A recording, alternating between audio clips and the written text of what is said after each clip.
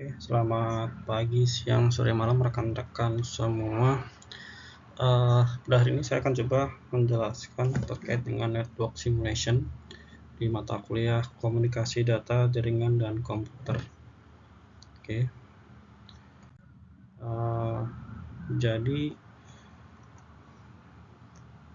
kita lihat ya di gambar ini, kita asumsikan konfigurasi jaringan itu berdasarkan diagram. Nah, jadi ada 10 perangkat klien meliputi ada PC, desktop, laptop, tablet, dan ponsel. Nah, ini terhubung ke jaringan dengan berbagai cara ya, bisa melalui kabel ke switch dan kabel atau ke WiFi router ya, kayak gitu.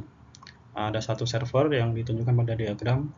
Nah, server ini terhubung ke jaringan melalui router yang biasanya terhubung ke internet. Jadi klien dan server memerlukan alamat IP untuk berkomunikasi. Nah, karena gambar tidak menentukan alamat IP, kami skemanya tuh seperti itu. Nah, anggaplah kita punya IP pribadi ya. Biasanya itu kan area rekod tuh 192.1.68.1.xx tuh bisa angka dari 0 sampai 9 seperti itu. Nah, berikutnya konfigurasi IP-nya yaitu server kita contohkan 192.168.1.2. Ini contoh IP server yang statis ya, kayak gitu. Nah, berikutnya untuk IP client itu biasanya kita bisa contoh dibikin secara tetap atau dynamic ya. Itu biasa kita contoh 192.168.1.3 hingga 192.168.1.12. Ada sekitar 10 klien ya, kayak gitu ya. Nah, jadi PC, desktop, laptop, tablet, dan ponsel tuh yang terhubung secara nirkabel akan terima alamat IP mereka dari server DHCP di router WiFi ya gitu. Nah, sedangkan PC desktop dan telepon IP yang terhubung ke switch akan menerima alamat IP mereka dari server DHCP di router atau dapat ditetapkan secara manual. Nah, jadi konfigurasi jaringannya itu router WiFi itu memungkinkan perangkat nirkabel terhubung ke jaringan dan juga dapat berfungsi sebagai server DHCP. Nah, sementara SAFAR itu digunakan untuk menghubungkan beberapa perangkat berkabel, memperluas jaringan dan memungkinkan perangkat ini berkomunikasi satu sama lain dengan server. Nah, kalau router pintu gerbang ke internet dan juga dapat menyediakan layanan tambahan seperti DHCP, NAT, dan perlindungan firewall. Nah, sedangkan di perangkat peripheral itu ada pemindai atau scanner printer yang terhubung ke salah satu server kayak gitu. Menunjukkan bahwa keduanya adalah peripheral jaringan yang dapat diakses oleh klien di jaringan. Nah, dalam jaringan ini, semua perangkat merupakan bagian dari jaringan area, lokal atau LAN yang sama dan harus dapat berkomunikasi satu sama lain. Router memungkinkan konektivitas eksternal ke internet, sementara server menyediakan layanan terpusat pada klien.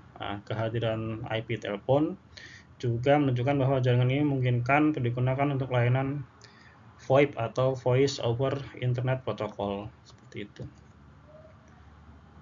Berikutnya kita akan coba melakukan tes ping ya. Misal kita tulis tes pingnya yaitu dengan ada alamat IP server kayak gitu. Nanti dari masing-masing klien itu akan dapat respons kayak gitu kan. Ini contoh-contohnya, kita contoh 3 sampling aja ya. Ada klien 1, klien 5, dan klien 10 itu dia masing-masing punya alamat IP. Kita tadi ping ke server dan nanti dari klien ini akan dapat respon ya. Ada package, ada waktu pulang pergi atau RTT kayak gitu. Nah, ini seperti ini. Penjelasannya RTT itu apa? Jadi RTT itu mengukur waktu yang dibutuhkan paket atau request topping untuk berpindah dari klien ke server dan kembali lagi gitu. Jadi bolak-balik atau pulang pergi ya. Jadi kalau waktu yang lebih rendah itu menunjukkan jaringan yang lebih cepat dan responsif. Jadi waktu pulang perginya lebih cepat ya, seperti itu ya. Berikutnya itu adalah presentasi kehilangan atau loss percentage. Ya, ini menunjukkan apakah ada paket atau data atau request yang hilang selama transmisi ya gitu. Presentasi loss ini kalau tinggi itu dapat menandakan masalah jaringan. Nah, sedangkan waktu time itu total durasi testing yang kita tadi lakukan ya. Nah, setelah itu kan kita dapat reply data tuh. Tadi ada RTT, ada packet size. Lah itu apa aja sih maksudnya? Kalau waktu pulang pergi atau round trip time itu biasanya diukur dalam millisecond. Nah, ini menunjukkan latensi jaringan. Jadi waktu yang lebih rendah itu umumnya lebih baik seperti itu. Berikutnya adalah di RTT ini dipengaruhi oleh kemacetan jaringan atau traffic ya, jarak dan efisiensi routing atau setup. Berikutnya adalah ukuran paket atau packet size. Itu defaultnya itu 32 byte, tapi dapat disesuaikan dengan perintah ping kayak gitu ya. Ada beberapa perintah yang kita bisa sesuaikan. Berikutnya, ukuran data tidak dapat berdampak signifikan pada RTT di lingkungan LAN normal. Jadi nggak ada signifikasinya kayak gitu ya. Packet size ini. Terus berikutnya adalah packet hilang atau packet loss. Itu menunjukkan masalah seperti traffic jaringan, terus kesalahan perangkat keras dan kesalahan konfigurasi. Biasanya seperti itu. Berikutnya adalah kalau packet loss-nya ini tinggi, berarti itu jaringannya tuh buruk ya, setupnya konfigurasinya buruk kayak gitu. Jadi bisa disimpulkan kalau dalam jaringan itu konfigurasinya baik, berfungsi dengan baik, kita dapat mengharapkan RTT yang lebih rendah kayak gitu. Biasanya dalam milidetik ya, atau milisecond. Dan kehilangan paket atau packet loss itu yang minimal atau tidak ada sama sekali. Itu dikatakan jaringan kita berfungsi dengan baik. Nah, ukuran paket dalam pengujian ping biasanya lebih kecil dan tidak berdampak signifikan. Jadi mau kecil atau besar itu tidak berdampak signifikan ya pada RTT, kecuali jaringan sedang mengalami beban berat atau mengalami masalah konfigurasi. Nah, kalau RTT tinggi itu atau kehilangan paket yang konsisten dalam lingkungan biasanya menunjukkan adanya masalah yang perlu kita pelajari ya, kita selidiki ya. Masalahnya seperti masalah switch, kabel jaringan, atau pengaturan jaringan server.